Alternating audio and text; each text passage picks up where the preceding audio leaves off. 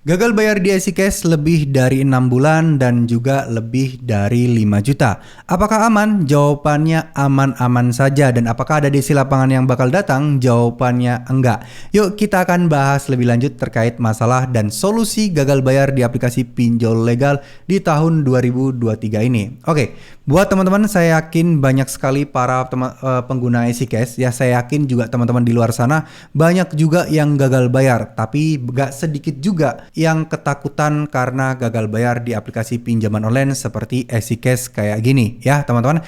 Jadi sekali lagi saya ingin ingatkan dan sampaikan kepada teman-teman semua, udahlah, stop untuk takut, stop untuk panik, dan juga stop untuk merasa bahwa kalian ini sudah nggak ada harapan lagi.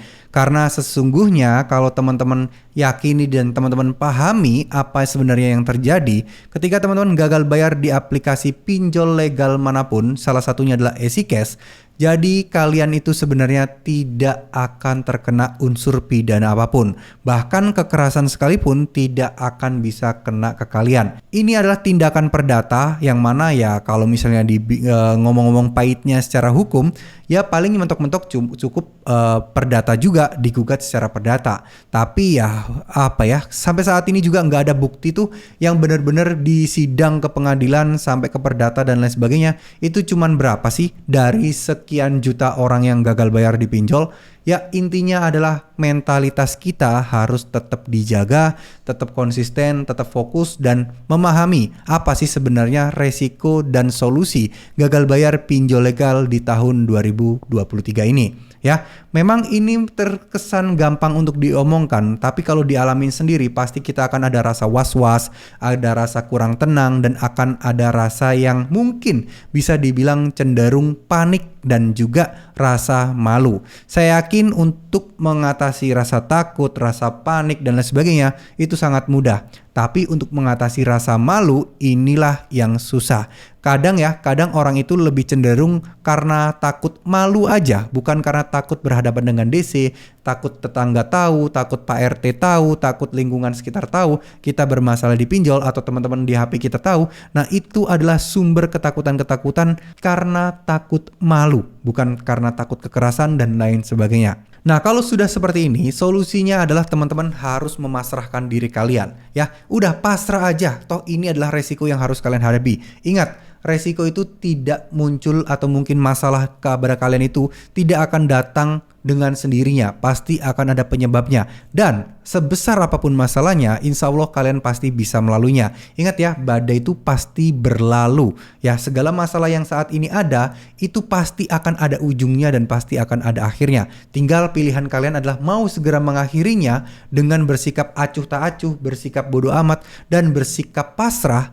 Udah selesai, dibandingkan kalian harus memikir berbagai macam berjuta-juta ziarah agar tidak ditengin DC, agar DC-nya itu tidak marah-marah, agar kita tidak dipermalukan. Nah udah, fokus aja pada hal yang kalian kerjakan saat ini. Kalian ada pekerjaan, ya fokus di pekerjaan kalian. Kalian ada kerja sampingan, fokus di kerja sampingan kalian. Atau kalau kalian pengen mendapatkan uang tambahan, ya fokus di mendapatkan uang tambahan. Banyak kok cara untuk bisa mendapatkan uang di internet itu, baik itu melalui YouTube, baik itu juga melalui Instagram, konten TikTok, dan lain sebagainya. Di situ ada semua.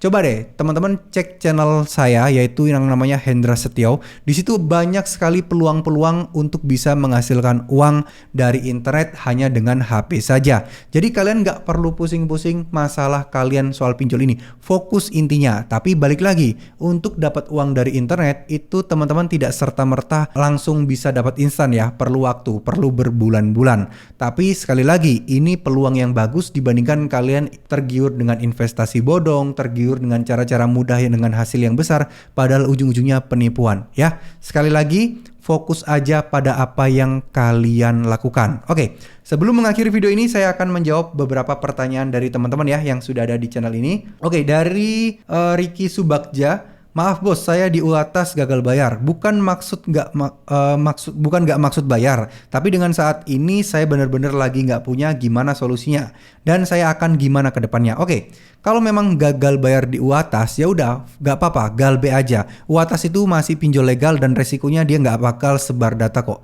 Kalau sampai mereka sebar data, ya udah laporkan aja ke OJK dan juga laporkan ke pihak yang berwajib karena ini sebenarnya dilindungi. Sudah diresmikan undang-undangnya ya teman-teman tentang perlindungan data pribadi. Kalian bisa memperjuangkannya. Jadi intinya nggak usah takut, oke? Lalu kemudian dari @andista3258 di sini 500k aman nggak bang? Galbay di EasyCash untuk Kota Serang. Aman, masih belum ada DC-nya kok di Kota Serang, jadi nggak perlu takut yang berlebihan. Terus kemudian ada Gami kok bisa tahu WA pribadi ya yang nggak ada nomornya kak. Nah kayak gini nih. Ada kami kok bisa tahu ya WA pribadi. Nah ini ada banyak hal. Kenapa pinjol itu bisa tahu nomor kalian atau mungkin sosial media kalian dan lain sebagainya. Karena dia pun juga kepo ya. Dia pun pasti akan mencari celah buat mempersulit kalian. Mereka pun pasti akan mencari celah untuk kira-kira orang ini digimanain ya. Biar orang ini panik. Yaitu dengan cara menakut-nakuti HP dihack lah, HP dibobol lah, sebar data dan lain sebagainya. Padahal cara-cara yang mereka lakukan adalah biasanya ya pura-pura jadi teman kalian, terus kemudian nge-DM teman kalian yang lain, ada ini nggak kontaknya ini, saya kemarin lost kontak nih, saya DM nggak dibalas-balas, kalau ada saya minta dong. Nah pura-pura jadi teman kalian yang lost contact terus menghubungi kalian, itu juga bisa jadi. Atau kalian pernah install aplikasi pinjol ilegal sebelumnya, terus kemudian kalian data kalian ini sudah disebar sebelumnya ya, dan DC ini mendapatkan data kalian dari DC pinjol ilegal tersebut, ya bisa jadi banyak hal yang bisa terjadi di sini. Tapi nggak perlu takut kalau untuk nomor-nomor ini bisa jadi ini gertakan aja. Tapi kalau DC ada kami bertindak lebih jauh lagi, ya udah kalian laporkan, kumpulkan buktinya dan laporkan. Oke. Kuningan Jawa Barat ada DC lapangannya nggak bang untuk EasyCash? Jawabannya masih belum ya teman-teman. Kalau ada DC, terus kemudian selanjutnya dari @dy29, kak ada DC lapangan nggak? Wilayah Indramayu telat bayar pinjam duit 5 hari kak, tagihan terakhir soalnya belum ada uang, kurang 680.000. Nggak usah khawatir ya teman-teman, kalau telat 5 hari itu masih jauh lah dari DC buat datang ke rumah. Ya tetap tenang aja, nggak perlu panik dan jangan gali lubang tutup lubang untuk nutupin pinjaman kayak gini. Karena kita nggak pernah tahu ke depannya ada apa, karena itu bisa jadi sesuatu yang akan membuat kalian kesusahan. Ya, oke, next selanjutnya. Saya baru dapat surat dari Aku Laku tanggal 16 Juni mau ke rumah lagi, bener nggak bang? Oke, setahu saya jika sebuah aplikasi pinjol seperti Aku Laku contohnya ya, kalau mereka mau datang ke rumah itu mereka itu nggak bener-bener ngasih tahu, bang saya datang ke rumah nih, besok saya akan ke rumah, besok saya enggak. Mereka biasanya kalau ngomong kayak gitu itu hanya gertakan saja. Mereka kalau datang itu tanpa ngomong-ngomong. Jadi kalian dikontak pertama kali itu melalui WA, telepon itu dari desk kolektor. Orangnya berbeda dari DC-nya.